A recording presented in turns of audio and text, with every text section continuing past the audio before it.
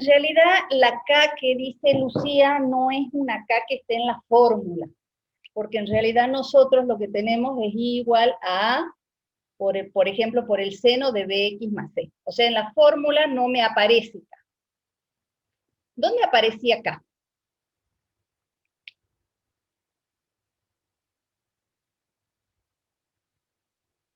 Lucía, ¿dónde te aparecía K?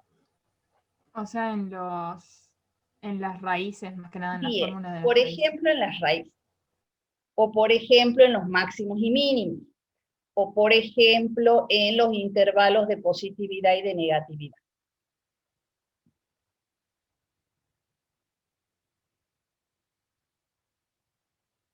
Bueno, sí, le pongamos 2, estaba bien. Bueno. No sé si salió muy prolijito y muy derecho, pero es la idea. Si yo miro este gráfico, ¿cuánto vale A?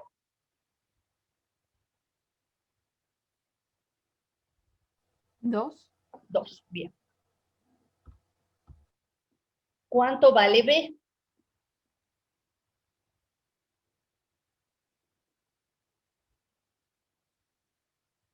B, acuérdense, ¿cómo?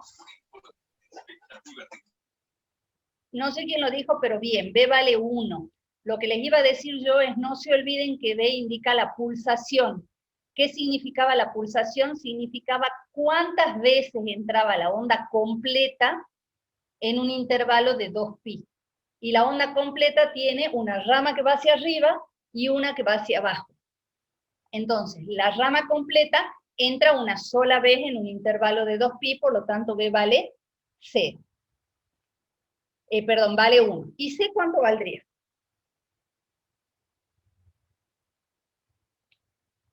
Cuando B valía 1, sé que me indicaba.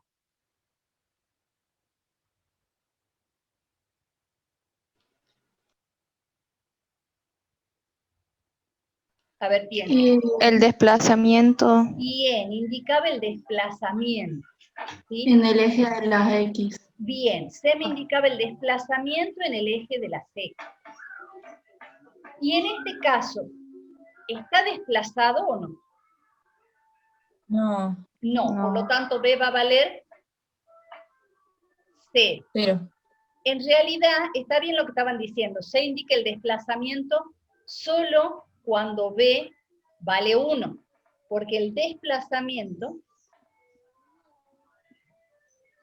está dado por C sobre B.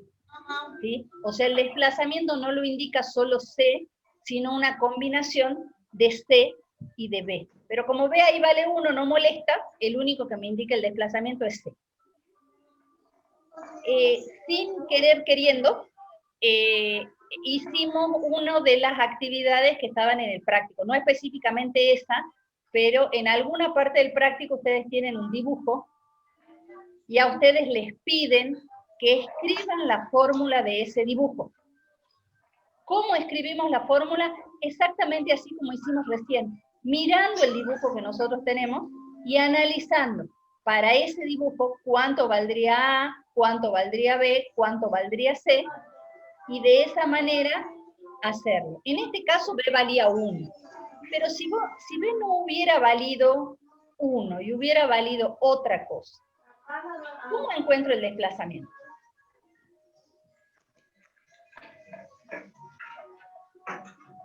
Idea. Supongamos que yo les hubiera dado esta función. Y ya vamos a lo tuyo. No me olvidé de tu pedido. Sí, no hay drama, profe.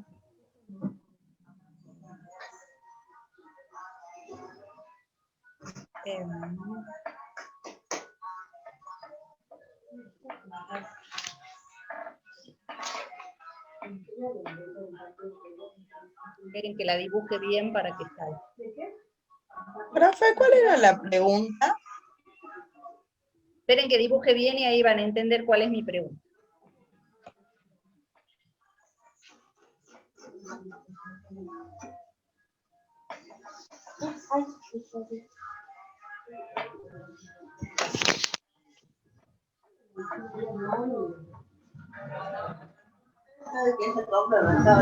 Sí.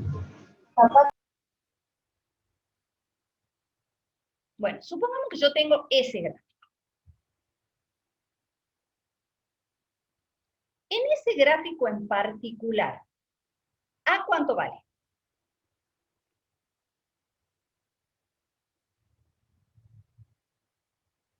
Tres. 3. B. B me indicaba la pulsación. Eso significa cuántas ondas entran en pi en 2pi. Si yo tengo eso de ahí, ¿cuántas ondas entran en 2pi?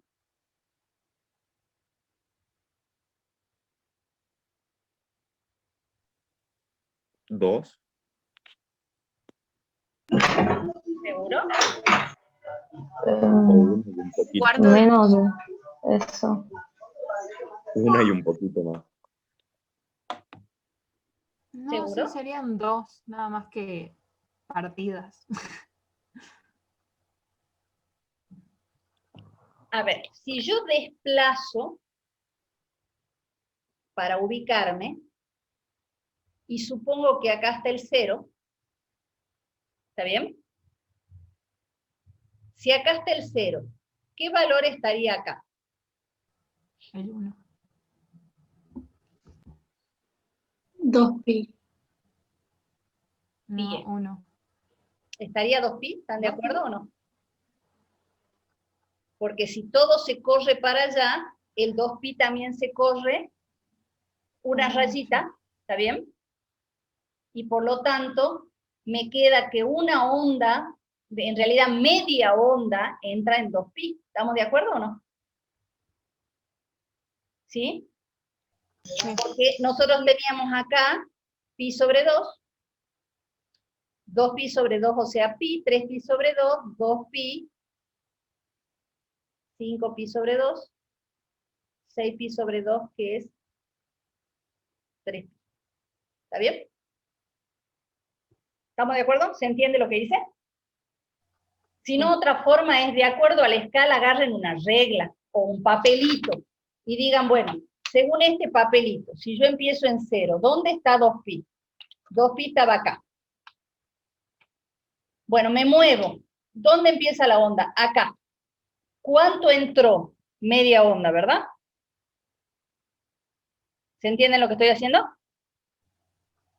Sí. Bien. Entonces, B vale 1/2. ¿Cómo voy a encontrar yo C? C ya no está tan fácil. ¿Cómo encontraríamos C ahí? ¿Ideas?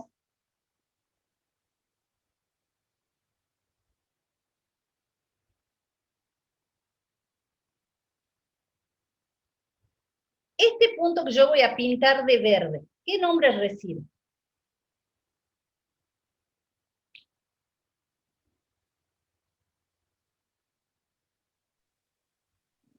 ¿Cómo, profe? No escuché. El puntito ese que yo pinté de verde, o sea, ese puntito que está en pi sobre 2, 0. ¿Qué nombre recibe de esa onda? Es el punto donde comienza la onda que se va a repetir. ¿Qué nombre recibe? Ni idea. Sí, sí tienen idea, porque está escrito en un montón de lugares. Ese puntito de ahí es lo que nosotros llamamos ángulo de fase, que es el ángulo donde comienza la onda que se va a repetir. Y ese ángulo de fase es el real desplazamiento.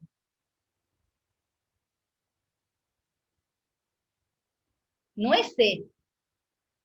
El desplazamiento es el ángulo de fase. El desplazamiento es C cuando B vale 1. Pero si B no vale 1, el desplazamiento es el ángulo de fase. Y lo deben haber leído porque en mi apunte al menos está, y en el apunte del profe Rojas está, y en el video que yo les mandé está. ¿Sí? Y el ángulo de fase se saca con esta formulita. Entonces, ¿yo conozco el ángulo de fase? Sí. El ángulo de fase es menos pi sobre 2. ¿Conozco B? Sí.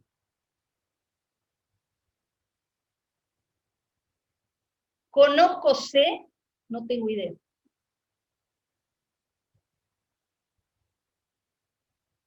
Y despejan esa ecuación. Fíjense que tienen todos los datos. Si tienen el ángulo de fase, tienen el resultado de menos C sobre B.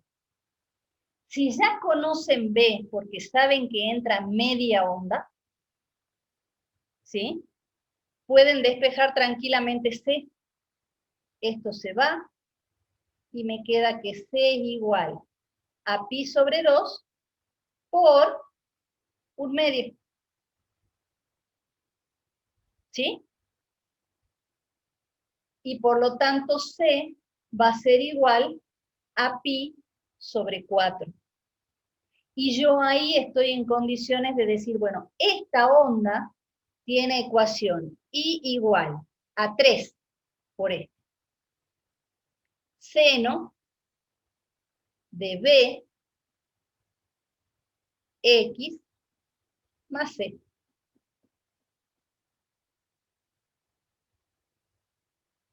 Entonces fíjense que el dibujito me da todas las cosas que yo necesito para encontrar la formulita. ¿Está bien? ¿Sí? ¿Se entendió o no?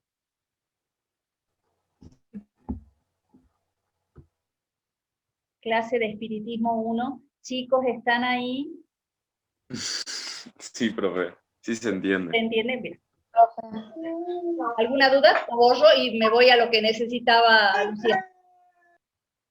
¿Borro? Sí. Sí, borra. Bueno, profe. No se olviden que igual va a quedar el video, o sea que está bien, se comen una hora de video cada vez que quieren mirar una clase nuestra, pero saben que lo van a tener para buscar cualquier duda. ¿Sí? Bueno, entonces, la función seno y la función coseno en sí, todas las funciones trigonométricas, son funciones que tienen una característica particular. ¿Qué característica particular tienen? Son, y la palabra que yo quiero que me digan empieza con P. ¿Qué son? P. Periódicas. Bien. ¿Qué significa que sean periódicas? Que se repite. Bien.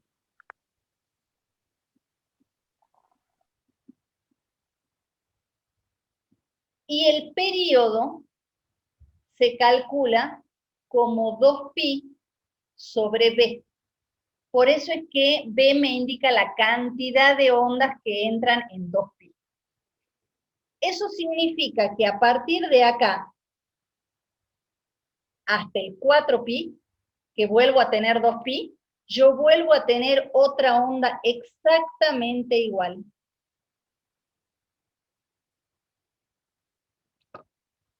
Y si pudiera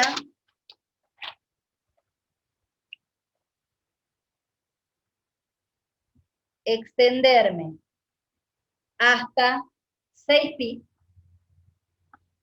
¿lo ven ahí? No. Si me pudiera extender hasta 6pi, yo voy a volver a tener otra onda exactamente igual, de la misma altura y todo, ¿sí? O sea que esa onda es como, creo que fue Alfonsina que lo dijo el otro día, esto que yo dibujé en azul es como un patrón. Una vez que yo dibujé el patrón y yo conseguí ese patrón, a ese patrón lo muevo, y lo muevo, y lo muevo, y voy encontrando todas las expresiones o todas las gráficas que yo necesito. Y lo puedo mover tanto de este lado como de aquel lado. ¿Sí? Entonces, ¿qué significa ese famoso K que quiere saber Lucía? Mi primer cero acá tiene coordenadas 0, 0. ¿Está bien? ¿Sí? Pero Sí, ese profe. punto, Sí. ¿estamos de acuerdo hasta ahí? Sí, profe. Ese punto de ahí, después de recorrer una onda completa, viene a estar acá. ¿Está bien?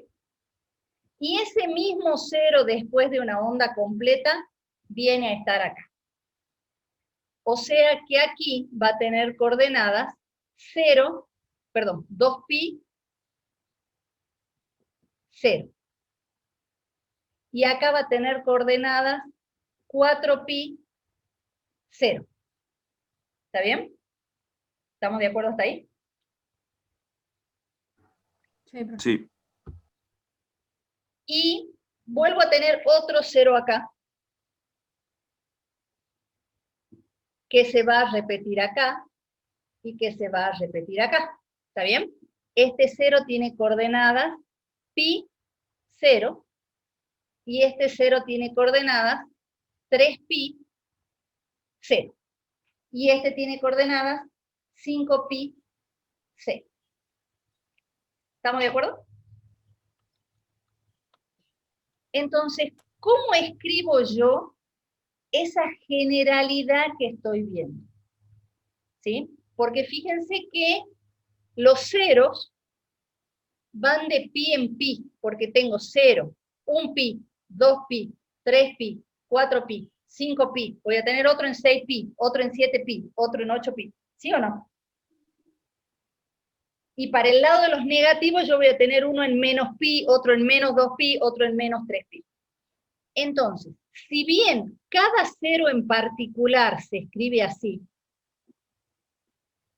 perdón, vamos en orden.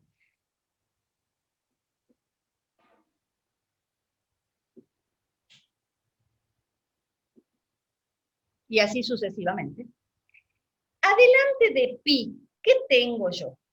Un número entero, ¿verdad? Porque tengo otro cero para allá que es menos pi 0, tengo otro que es menos 2pi 0 y así. ¿Está bien? Adelante de pi yo tengo un número entero. El 3, el 4, el 1, el 2, el menos 1, el menos 2. Y hasta inclusive en este, yo también tengo un número entero porque yo lo podría escribir a esto como 0pi. ¿Me siguen hasta ahí? ¿Preguntas hasta ahí? ¿No? No. Bien. Menos mal. Esta función nosotros acabamos de decir que es infinita, o sea que esa posición de los ceros se va a repetir infinitamente a la derecha e infinitamente a la izquierda, o sea que yo tengo infinitos ceros en la función. Entonces lo que yo hago es mirar, ¿cómo escribo ese cero? Nosotros acabamos de decir que pi está multiplicado por cualquier número entero para determinar un cero. Entonces yo a los ceros en forma general los puedo escribir como k por pi, 0, donde k es un número entero. Entonces yo sé que si acá le doy el valor 0, yo tengo el punto 0, 0, que es un valor particular. Si yo acá le doy el valor 1, me queda pi 0, que es otro valor particular. Si acá le doy el valor 2, yo voy a obtener 2pi 0, que es otro 0 en particular. O sea, lo que hace K es generalizar las expresiones. Pero ese K no es una constante ni nada, sino que es lo que se denomina un parámetro, ¿sí? Que me va a indicar en forma general dónde están todos los ceros que tiene la función. ¿Sí?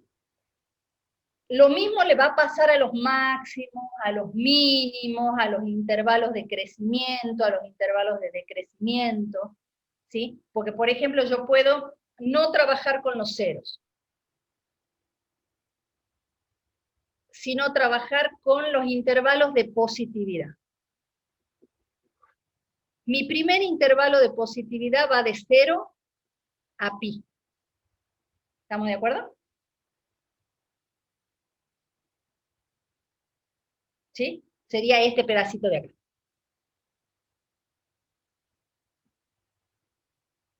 ¿Dónde tengo otro intervalo de positividad? Acá. Que va a ir de 2pi a 3pi. ¿Está bien? Y vuelvo a tener otro intervalo de positividad aquí, que va de 4pi a 5pi. ¿Me siguen hasta ahí? Bien, ¿cómo lo escribiría yo a esos intervalos de positividad en forma general? Vuelvo a repetir, K es un parámetro que a mí me permite generalizar. ¿Es necesario que ustedes generalicen divinamente este año? No.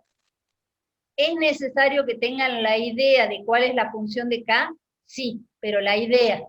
De ahí que les salga, yo salto en una pata. Si no les sale, no importa. ¿Está bien? Es tener la idea de. Sí, nos quedan 4 minutos y después nos reconectamos. Entonces, en forma general, fíjense que esto va de par a impar. De par a impar. De par a impar. Siempre. ¿Podría ser K más 1? Tipo, K más, o sea, K pi y K más 1 pi. Bueno, no sé si está bien. Bien, pero si yo digo K solito, K puede ser cualquier número. O sea que puede ser 1, 2, 3, 4. Decir K solito no me asegura la paridad, digamos. No me asegura el hecho de que sea par el primer número. ¿Qué tendría que hacer para asegurar que sea par?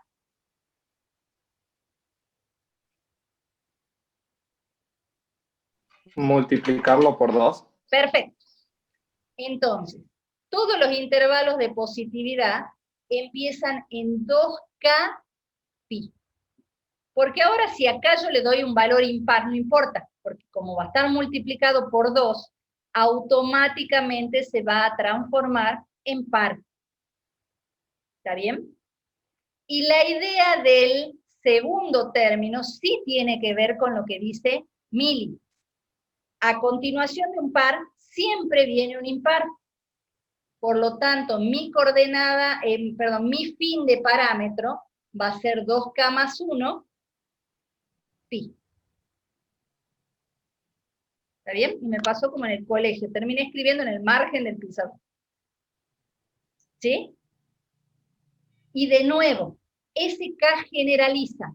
Entonces, si K vale 0, a mí me va a quedar el intervalo. 2 por 0, 0 por pi, 0. 2 por 0, 0 más 1 por pi, pi, y me salió el primer intervalo en forma general. Cuando yo acá le dé el valor 1, 2 por 1, 2, por pi, 2pi, 2 por 1, 2, más 1, 3, por pi, 3pi, y se generó automáticamente el segundo intervalo sin que yo tenga que escribir un montón de intervalos. Yo lo escribo en forma general y con un solo intervalo que yo escribo, ya doy por sentado todos los demás. Digamos, la forma esta está escrita, digamos, es la misma que está en mi video, pero nada más que por ahí la terminología es la que los confunde o los hace dudar en relación a lo del profe. Nosotros hace un ratito dijimos que la función trigonométrica es una función periódica. Por lo tanto, es una función que se repite. Y no solo se repite, sino que se repite infinitamente. Y si se repite, yo tengo lo que podríamos, no se llama así, aclaro, lo que podríamos considerar como un patrón. O sea, la forma que tiene en un periodo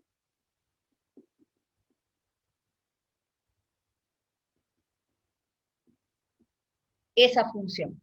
Entonces, si yo le conozco la forma que tiene en un periodo, yo puedo repetir ese dibujo de manera infinita, tanto hacia la derecha como hacia la izquierda. ¿Estamos bien hasta ahí? Entonces, lo que uno trata de hacer, o sea, obviamente cuando uno dibuja con un graficador, es divino, uno pone la fórmula y el graficador me da directamente la función infinita, ¿sí? Es un placer el graficador. ¿Qué pasa cuando a mí no se me permite usar el graficador? Eso significa que voy a tener que dibujar a mano. Entonces, ¿qué hace uno? Uno busca dibujar este patrón. ¿Está bien? Entonces, ¿cómo hacemos nosotros o por lo menos cómo hago yo para dibujar el patrón? ¿Sí? Para dibujar ese patrón yo lo que hago es tener en cuenta, primero, la amplitud. En segundo, la amplitud es la altura, ¿sí? En segundo lugar, tengo en cuenta la fase. ¿Qué me indica la fase? ¿Dónde comienzo? En tercer lugar, tengo en cuenta el periodo. El periodo me indica el largo del patrón. O sea, me dice, desde que empieza hasta que termina tu patrón, mide pi sobre 2, mide pi, mide 3pi sobre 2, mide 5pi. ¿Sí? O sea, lo que me da es el largo del pedazo que se va a repetir. ¿Estamos bien hasta ahí? Y de ahí considero los ceros y considero máximos y mínimos, ¿sí? Y ahí hay una característica, perdón, acá me olvidé, la amplitud indica altura y sentido también, porque es la que me va a decir si, cuáles son los máximos y cuáles son los mínimos, ¿sí? Acá en los ceros máximos y mínimos hay una característica particular del seno y del coseno. No sé si vieron el bosquejo que yo le subí a Malena, cuando ella me preguntó en el Zoom de Humanidades, ¿qué relación había entre la circunferencia trigonométrica y la función seno? Entonces yo le subí lo que se denomina un applet, que es un simulador, que lo que hace es ir dando vuelta una agujita en la circunferencia, y va dibujando las distintas alturas que va teniendo el seno, ¿sí? Porque fíjense que si yo dibujo acá un ángulo cualquiera, si este radio vale 1, el seno termina transformándose en este segmento de acá. ¿Por qué? Porque sería cateto opuesto sobre hipotenusa, pero si la hipotenusa vale 1, el seno es la altura que toma este puntito. ¿Está bien? ¿Sí? ¿Vamos bien hasta ahí? Y el coseno sería cateto adyacente sobre 1. Por lo tanto, este segmentito termina siendo el coseno. ¿Está bien? ¿Vamos bien hasta ahí? Bien. Entonces, fíjense que si yo tomo un punto acá, el coseno va a tener todo este largo, o sea que el coseno va a valer 1. Y es el valor más largo que puede tomar. ¿Por qué? Porque no se puede salir de la circunferencia. Eso significa que el coseno tiene un máximo o un mínimo en 0. Pero ¿qué le pasa al seno? El seno acá no tiene altura. ¿Está bien? Por lo tanto, el seno tiene un seno en 0. Cuando yo me voy y me paro acá, fíjense que acá este segmento toma la altura máxima. Por lo tanto, el seno vale 1 y el coseno vale 0. ¿Está bien? ¿Sí o no? Eso significa, le vamos a poner acá la palabra en para que quede bien claro. Entonces, si yo me paro acá, El seno vale 1, por lo tanto el seno tiene un máximo o un mínimo en pi sobre 2. ¿Por qué pi sobre 2? Porque es este ángulo que es 90 grados. ¿Está bien? Pero ¿qué le pasa al coseno ahí? El coseno vale 0. Entonces el coseno tiene un 0 en pi sobre 2. Fíjense que lo que le pasa al seno y lo que le pasa al coseno es inverso. Donde el seno tiene un 0, el coseno tiene un máximo o un mínimo.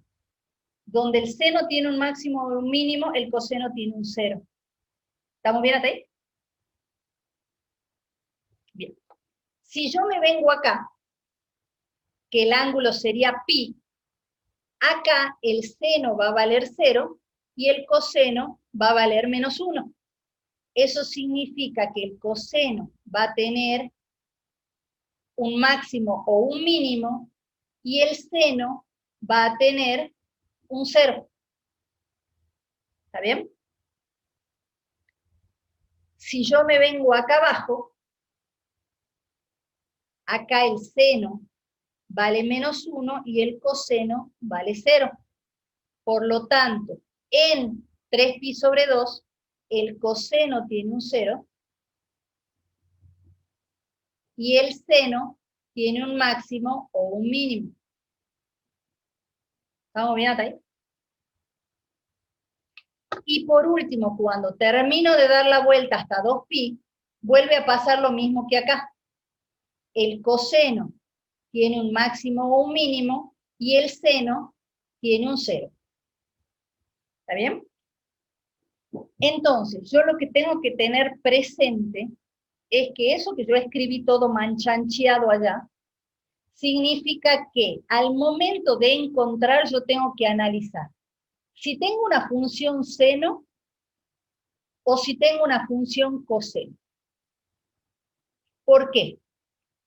Porque el seno tiene sus ceros en 0, pi y 2pi, que son este valor y este valor.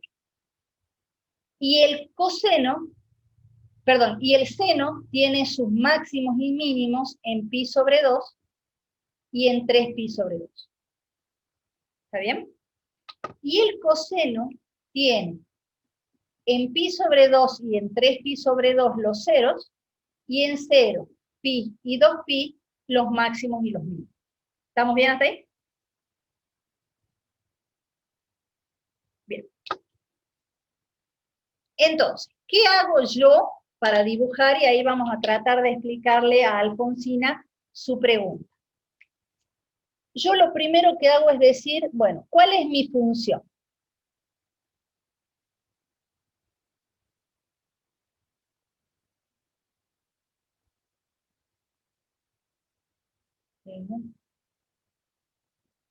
Supongamos que mi función sea esa.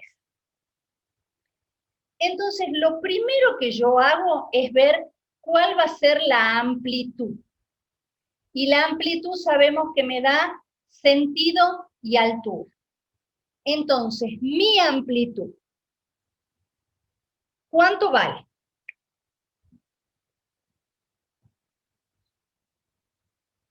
Mi amplitud vale 2. Por lo tanto, A vale menos 2. La amplitud, o sea, la altura, es 2. El sentido es invertido porque es negativo, y por lo tanto mi imagen va a ir desde menos 2 hasta 2. ¿Eso qué me da? Según cómo yo me ubico, vuelvo a repetir, no es la única manera, según cómo yo me ubico, eso lo que me dice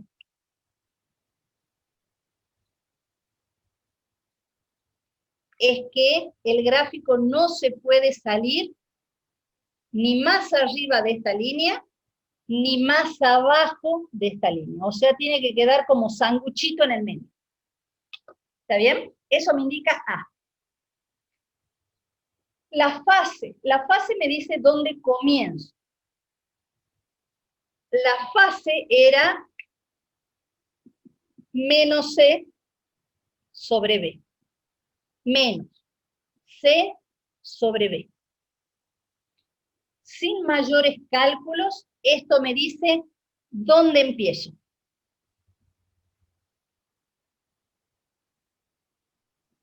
Yo sé que empiezo ahí.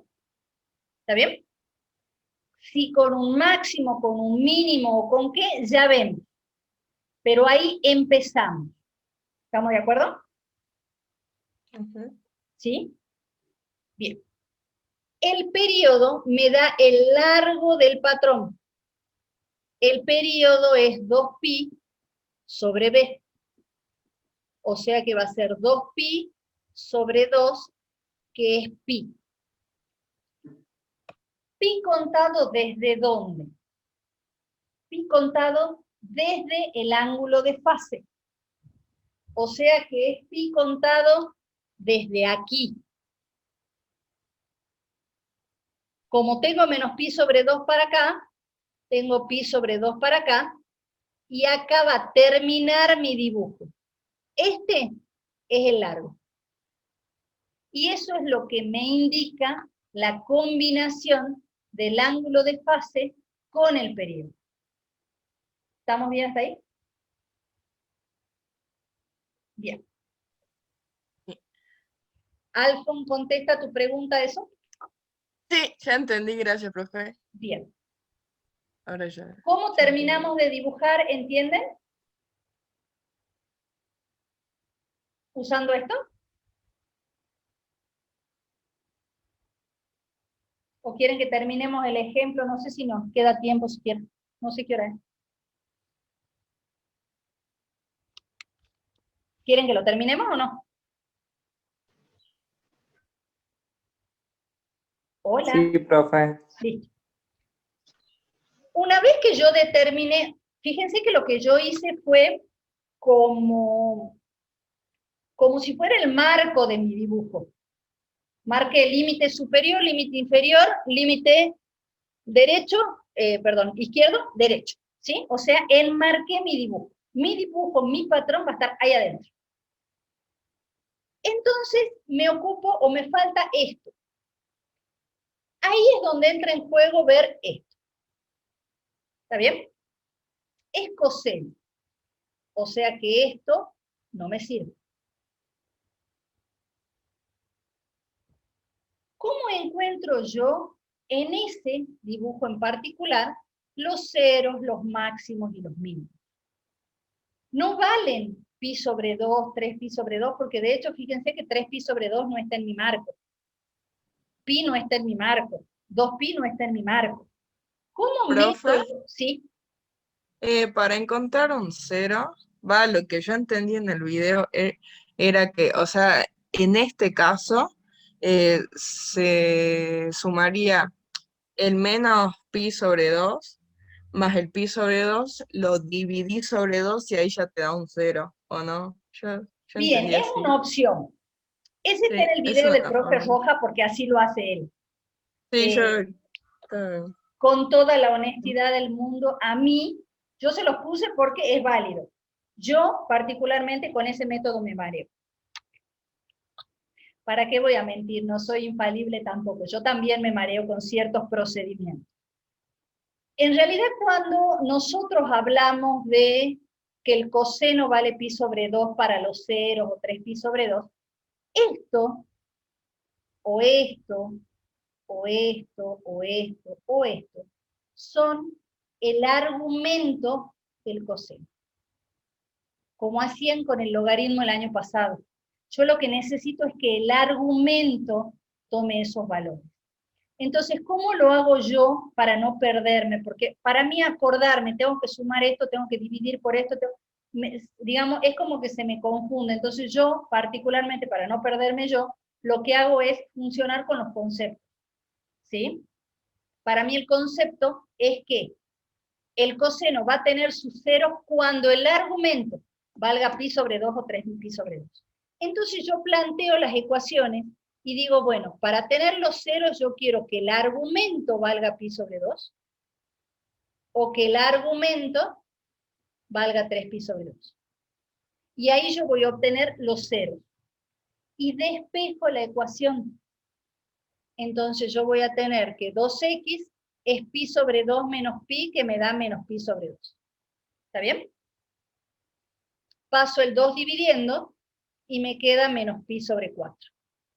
Por lo tanto, yo sé que tengo un 0 acá, en menos pi sobre 4. ¿Está bien? Y por otro lado, yo digo, 2x es igual a 3pi sobre 2 menos pi. Por lo tanto, 2x es igual a pi sobre 2, y x es igual a pi sobre 4. Por lo tanto, yo tengo otro 0 acá. Y en el medio voy a tener o un máximo o un mínimo. Y ahí es donde entra en juego la inversión. Como el gráfico está invertido, yo tengo en el coseno que si A es positivo, empieza arriba, baja y vuelve a subir. En cambio, si es negativo, empieza de abajo, sube y vuelve a bajar. ¿Está bien? Entonces, como está invertido, yo me guío por esto. Entonces, en el ángulo de fase voy a estar acá abajo, voy a pasar por el 0, voy a llegar al máximo justo en el medio entre los dos ceros, voy a volver a pasar por el 0, y me voy a ir hasta el otro mínimo.